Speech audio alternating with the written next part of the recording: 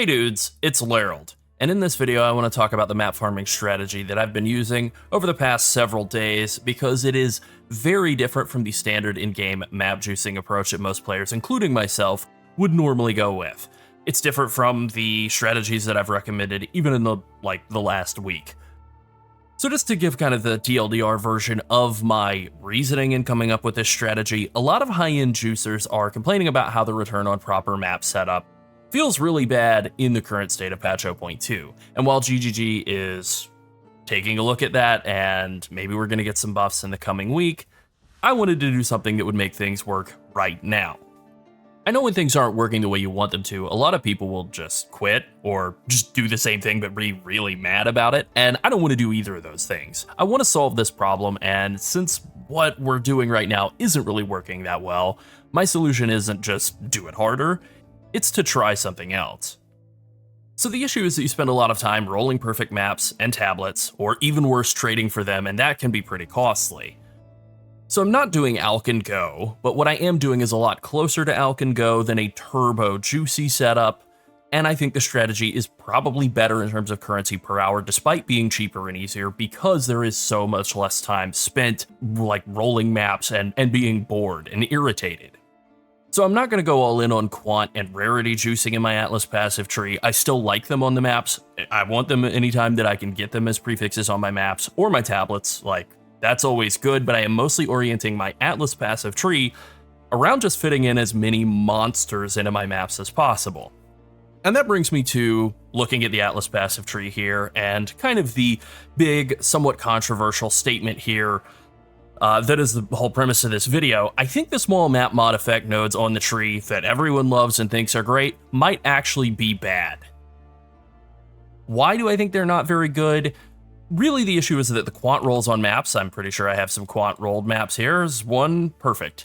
The quant rolls on these maps are really, really low. I can pull up the PoE 2DB entry here, and there are 3 different tiers of possible prefixes for your maps when you're doing tier 15, tier 16 maps. There's the low tier. These tend to be more common. The mid tier, a little bit less common, and then the high tier, quite a lot less common.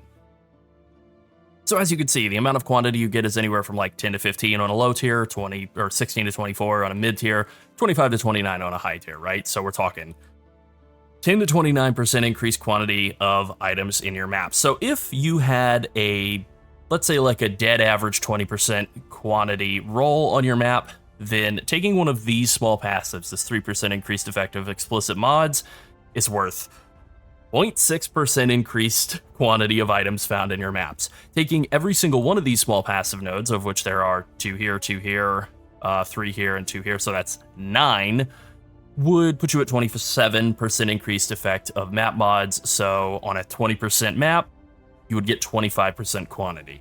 So that's a huge amount of investment for very little reward. 9 points for 5% quant. Not great, especially considering that a lot of people have said that these 2 points right here, 2% quantity, are not very good, and I'd be inclined to agree. They are more than twice as good as the amount of quantity that you would get out of the small map mod effect nodes. There are some other issues as well. Rarity has some really harsh diminishing returns in this patch, according to Mark and Jonathan's Scissorin interview prior to the patch coming out. We don't know the exact specifics of that, but we were told that the diminishing returns on rarity were pretty harsh. So the idea of massively scaling up rarity, trying to get 150 or 200% rarity on your maps, that doesn't seem as appealing either, even though you would be able to scale that up somewhat well. There's also the downside that comes from taking these 3% explicit mod effect on your waystone small passives around the tree, and that would be, pretty obviously, the downsides of mapping, right? The suffixes. This 39% damage as extra chaos, if I have all 9 of those points, now it's 50% damage as extra chaos. If I have a 70% monster life tree or map around here, which I think I might not, that would be 90% more monster life. You get the idea. The reward is 5% quant, maybe, and 20% more monster life. That doesn't seem like a good trade. It's important to stop and consider why Quant is good in the first place, too, I think at this point. Quant makes monsters drop more stuff. It's really not any more complicated than that, right? If you have 100% Quant and you kill a monster, it counts as though you killed 2. If you have 3% quant, that means it counts as though you killed 3% more. That's not exactly how it works, but close enough. More or less, that's right. So if the monster's 5% more rewarding and 10 or 20% harder to kill, is that actually worth it? Maybe. It depends on how much longer that time to kill is, how much time you lose to dying in the maps because of the monsters doing 10% extra as chaos, and a whole bunch of other factors. But my gut reaction is probably not. So if scaling up the difficulty and the reward of the monsters in your maps isn't really working very well right now, I think the next option is just to scale up the number of monsters. And since I'm playing a build that can kill 2 monsters just as easily as it can kill 1, I think that building around having more monsters in the maps through the Atlas passive tree makes a lot of sense, and the Atlas passive tree actually supports that really well. There are 10 of these 3% increased pack size nodes around the tree, 3 over here in a cluster, 3 here in a branch, and then two little branches here, or 2 little parts of circles here. There are also 2 different small passives that grant 3% increased number of monster packs, which can mean rare packs or magic packs, which is cool. So that adds a lot of monsters. There are also these magic monster nodes over here. You can get 35% increased magic monsters. They're obviously going to take the increased rare monster notable here in the tree in any setup. But then you can add in an extra free monster that's probably about 5% and another 5% from this. With the 30% extra pack size, and then also the 20% magic pack size from expanding hordes, and then all of these extra rares and magic monsters that you're getting, and then a handful of extra packs as well, you roughly wind up getting about 1.5 extra prefixes added onto all of your maps by doing this. Now, I know that there is a sentiment that 100% of the loot in maps drops from rares, and I think that probably was true, or 90%, whatever. I think that probably was true in patch 0.1, but the removal of the keystone that was down here that gave an extra modifier onto all of the rares, and then that resulted in more quantity and rarity on all of the rares, you know, that was taken away and replaced with this keystone that gives you 20% fewer monsters in the maps. I think it's actively harmful. And I think the nerfs to rarity stacking on top of that really have changed that. I think that rare stacking the number of rare monsters in your maps is still fine, but no longer the end-all be-all that it was before. And I think that's the reason why players are finding no loot in their maps. They are still trying to ram a square peg through a round hole. So by running this setup, we effectively add an extra prefix and a half worth of pack size and magic monsters on every map, and this has added benefits of being a force multiplier with all of the other prefixes in the same way as map mod effect is, but without multiplying those downsides like chaos damage, more monster life, minus max res, cooldown reduction, you know, all the downsides that are really bad.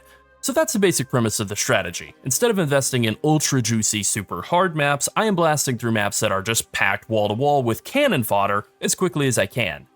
And honestly, it's working. I'm finding more currency, more rares, and more uniques, and I am enjoying the maps a lot more. The XP gain is amazing as well. The increased number of monsters is extremely good for all 4 of the league mechanics, which I have configured like so. You know, this is a bit of a change from the way I was running Expedition before. You know, I was always taking this branch because you get more monsters and more logbooks, and that's good. But instead of coming down here and taking more remnants, I have specifically come up this way to get more rare monsters in the maps, and I am finding tons of rare monsters in my expeditions. Pack size is really amazing with Expedition in PoE 1, and it is in PoE 2 as well. I feel like I get a logbook from just about every single expedition I do. Pack size is obviously good for Delirium. You know, it's easier to fill up your Delirium reward bar. It's good for breaches, obviously, more monsters to kill. And then you do get occasional extra magic packs out of Grasping Hands that scale up with expanding hordes. And then, of course, it's really good with Ritual. You get a lot more monsters to kill for Tribute. You're able to buy more stuff from the windows. That's great. But it's also amazing for finding more tablets. And here's like a random expedition in which I found 4 tablets, just like, you know, killing a couple of rare guys and just blasting the monsters, right? But even more than any of these 4 mechanics, I think that transitioning into a pack size heavy approach is really best for corrupted and cleansed maps. Not that that's mutually exclusive with these mechanics or anything, but corrupted and cleansed maps add tons and tons of packs into them, and those cleansed monsters are able to drop fractured orbs. The cleansed monster packs are also a mod on the node itself. Like, I can just run over to my map device here and pull up a nearby cleansed map, right? You can see area contains 23 packs of cleansed monsters. So because they are a mod on the node itself, they don't scale with map mod effect as far as I've been able to tell, but they do scale with pack size. And you might say, okay, this all sounds good, but what about just scaling map mod effect and then getting pack size as a prefix? That's a great point. So going back to that like middle of the road, mid waystone, 31 to 40% pack size is the kind of middle of the road pack size mod. So we're talking about 35% pack size for an average amount. Just comparing the 10 points that we're using on the tree, where we're getting 30% pack size out of this, to the 9 small passives that we could do for map mod effect. Map mod effect would only grant us about 9% pack size from a map with that average 30-something% pack size roll. So again, I feel that scaling pack size through the Atlas actually winds up being better. Now, this is not to say that all of the sources of map mod effect are bad. Obviously, they're not.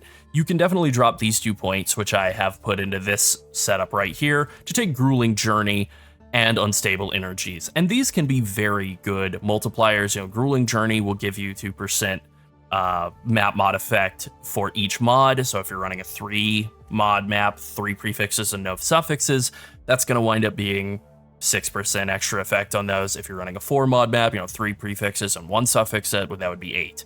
Unstable Energies gives you 25% more effective prefix or suffix mod, so obviously it's very good when it chooses your prefixes, and this is where I think the 3 prefix maps can really come into play. I have one right here, and if I were to take Unstable Energies, as far as I've been able to tell, this would always choose the prefixes because there are no suffixes to choose. You also get a bit of map mod effect out of Enigmatic Intensification, which gives you extra map mod effect based on the towers that are affecting the area. So prefix-only maps are good. They're obviously a little bit of work to roll. What you would want to do is you would want to start with like a white map, and then you would have to transmute it and just hope you got a prefix, which I did. Not a great one, but still. Then you would want to use a combination of 2 Ritual Omens, and this is why this is a little bit,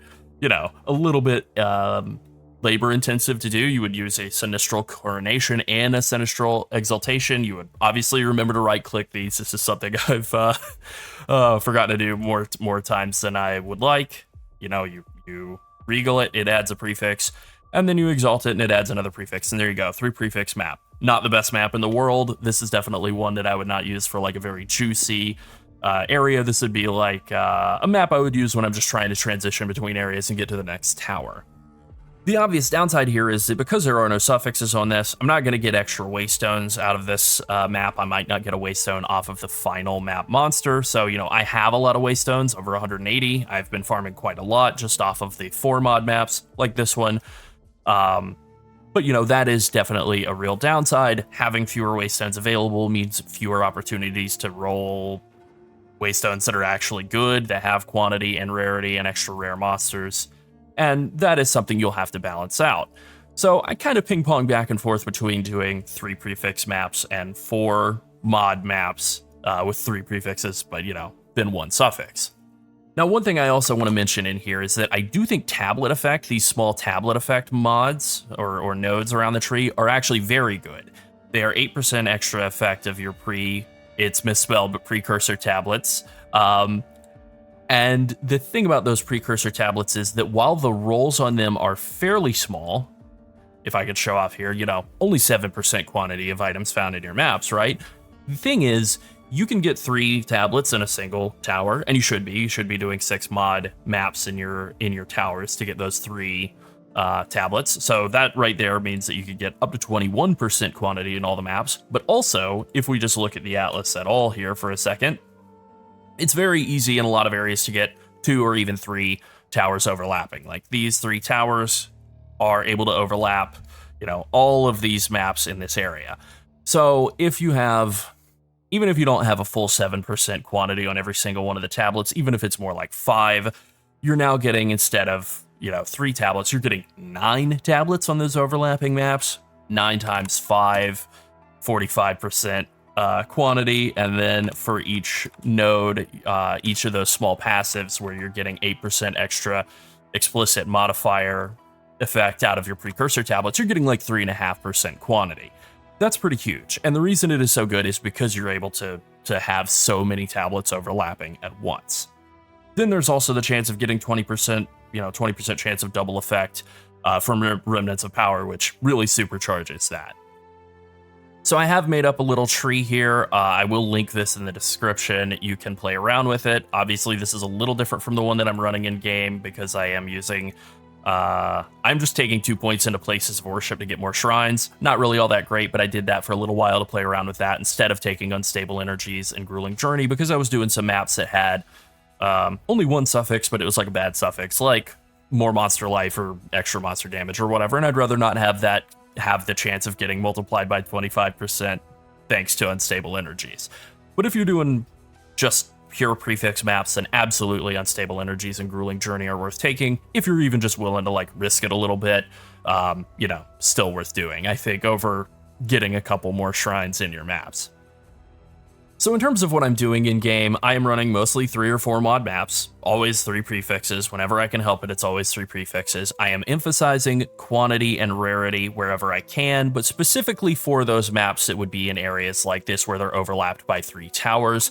And then for the areas where I'm just trying to make my way around to a tower around the outside, I would run a map that's maybe more like, like this, where I'm getting some extra monsters in it, but then I also have some worthless nodes in there, or worthless mods in there, like magic chests. That's worthless.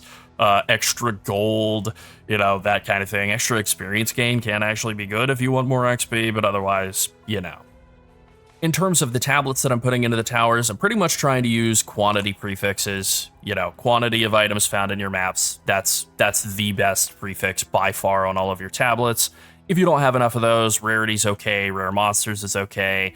Magic monsters and pack size are both, they're all right.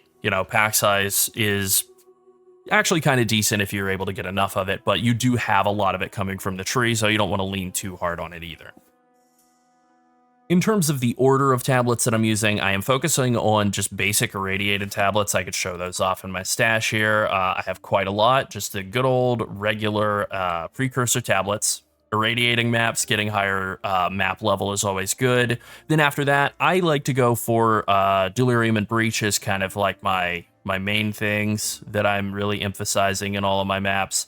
I have been doing a lot of Expedition lately as well, though. Delirium, Breach, Expedition, and then Ritual is kind of my least favorite of the 5 tablets to put in. I think especially in an area like this one where you have a lot of overlap and each of the tablets is able to hit like 25 to 32 maps, you don't necessarily, I wouldn't necessarily put the same set of tablets in to all 3 of these. I would probably do a little bit of like a rotation between the 5 different types of tablets, probably try and throw an irradiated into every single one, or at least 2 of them, and then kind of fan out the rest between Breach, Expedition, Ritual, Delirium. You get it. I'm also putting a lot of extra emphasis, a lot of extra attention on corrupted areas, trying to go in there and cleanse them out. I've gone back through and cleared out every single map that was in all of the cleansed areas I had before, and I had some left over from unlocking my Atlas passives before. This was very successful for me in terms of drops. I need to clear out this area. I guess this is one area that I missed. All right, excellent.